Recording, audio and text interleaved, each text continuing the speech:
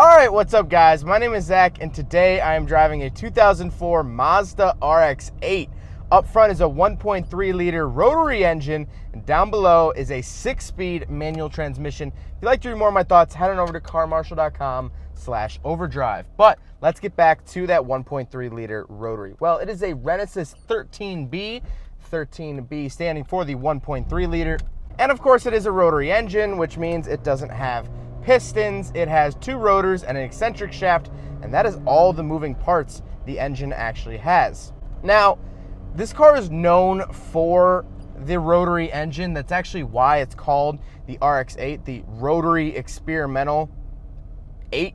Of course, the car that came before it was the Rotary Experimental 7, which everyone has come to know and love as the RX-7, so much so that I have purchased 2 of them. Yes, I have had 2 RX-7s, so rotaries are kind of my thing, and we'll talk about that later on. So it is a 13B rotary, puts out about 210-ish horsepower. And because this car is so heavily dependent on that rotary, we're gonna actually talk about it at the end because there's a lot to talk about with this engine. And so I don't wanna go into my 8-minute rant and then after I regain my breath go, let's talk about the interior. So we're gonna talk about the interior first, then we'll jump back to the drivetrain.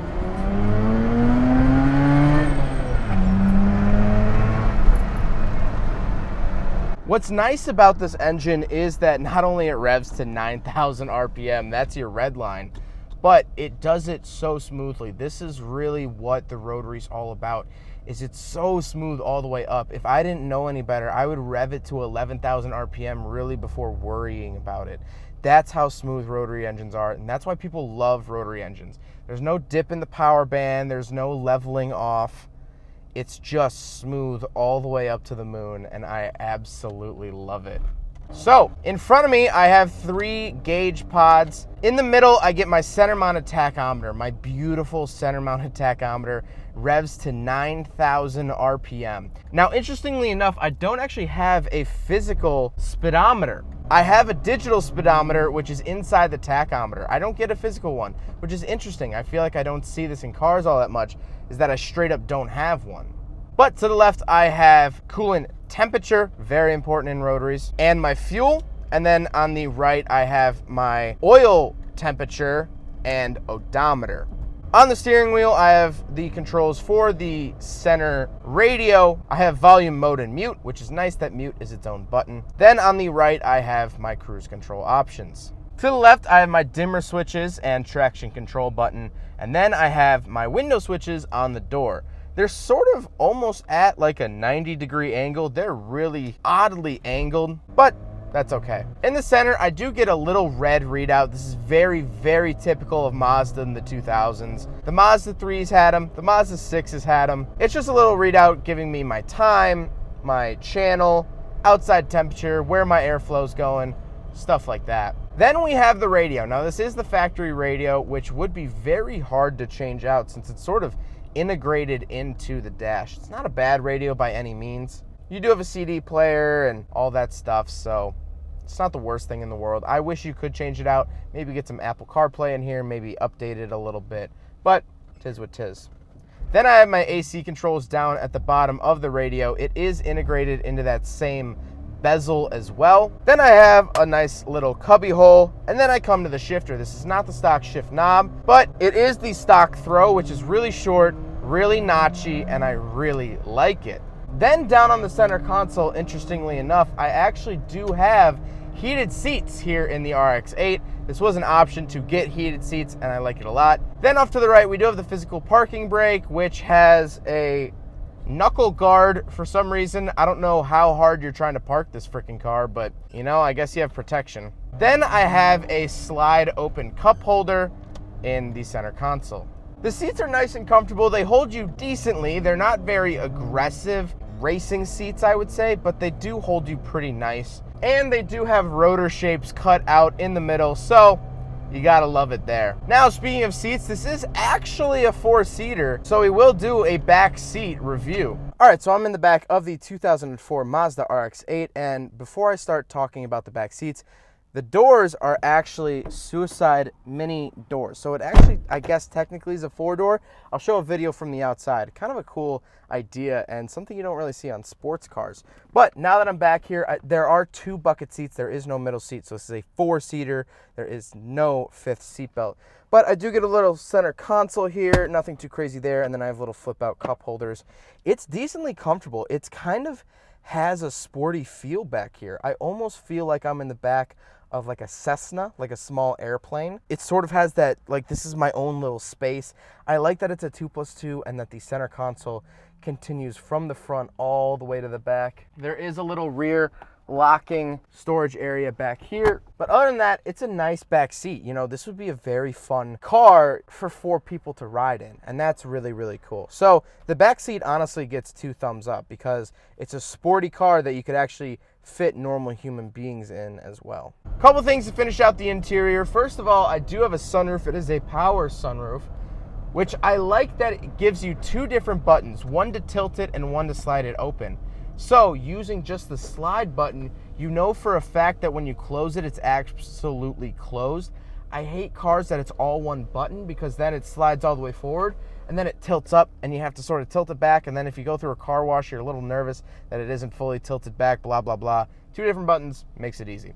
The last thing I'll say about the interior is the dashboard. Now you might be wondering, what the heck? As you'll notice, the airbag cover of the RX-8 is cracked. This happens on every single RX-8. This is something to look out for. If you find an RX-8 in a junkyard, or if you're looking to buy one that doesn't have a cracked dashboard, purchase it. Buy it immediately. The replacement part from Mazda for this cracked dashboard is around $1,000. So if you can find one, you found yourself a little gold mine. So let's talk about the looks.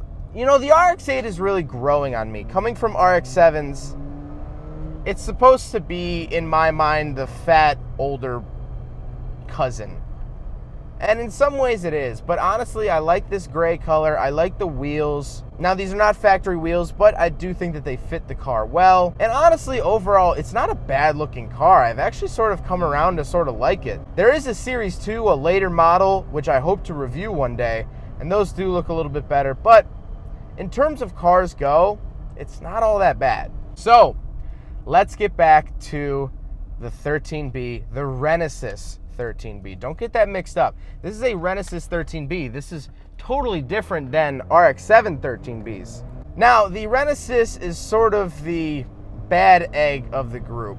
And really, from the factory, Mazda had a couple issues with it. First of all, everyone knows, blah, blah, blah, they blow apex seals, blah, blah, blah. And the reason for that is that the oil metering pump on the engines wasn't up to par with what they used to be. The oil metering pump feeds engine oil into the combustion chamber to lubricate the apex seals. Well, on the RX-8, they didn't do the best of job.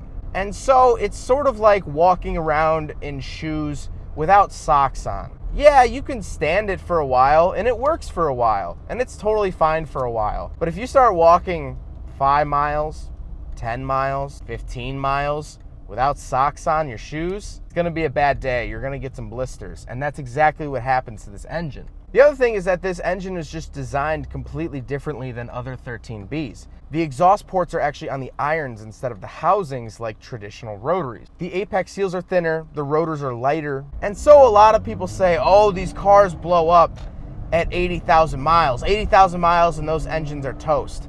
And honestly, yeah, they kind of are, but it's only because of poor maintenance. If you don't maintain a rotary, it's not going to be happy with you. It's going to blow up. And so that is why, if you own a rotary, if you're looking into owning a rotary, please, please, please premix. What premix is you take 2-stroke oil and you pour it into your gas tank at every fill up. Usually I personally premix 1 ounce per gallon in my RX-7. If you still have a working oil metering pump, maybe do about 1/2 ounce, but even if you still have the pump, at least still premix something.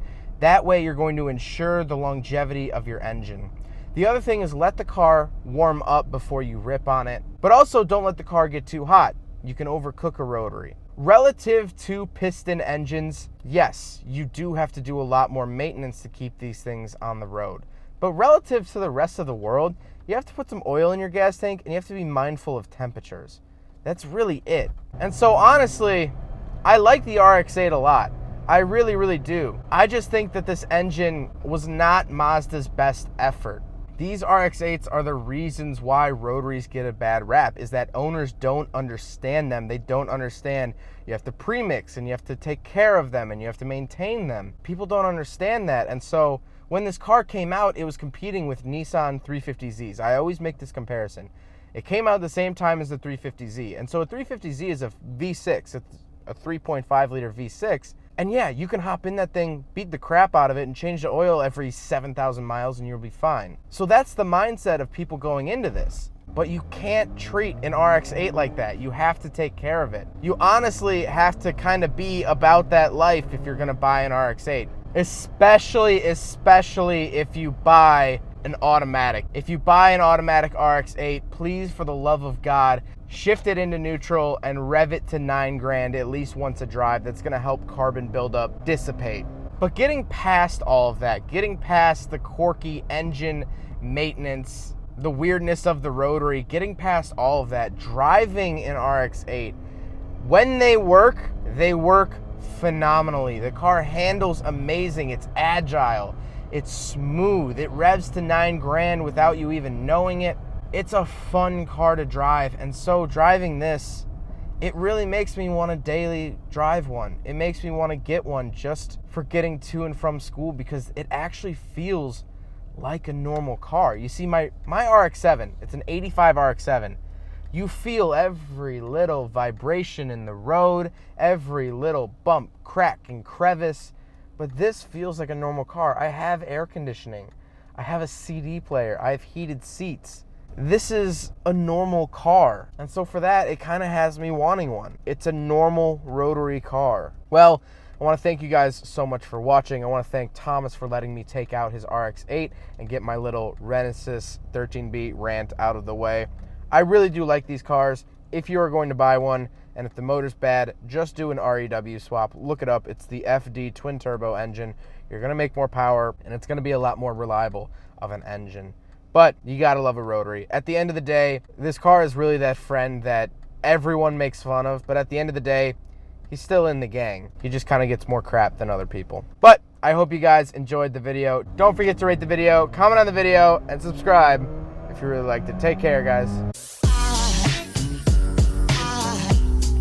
Aside from my soul,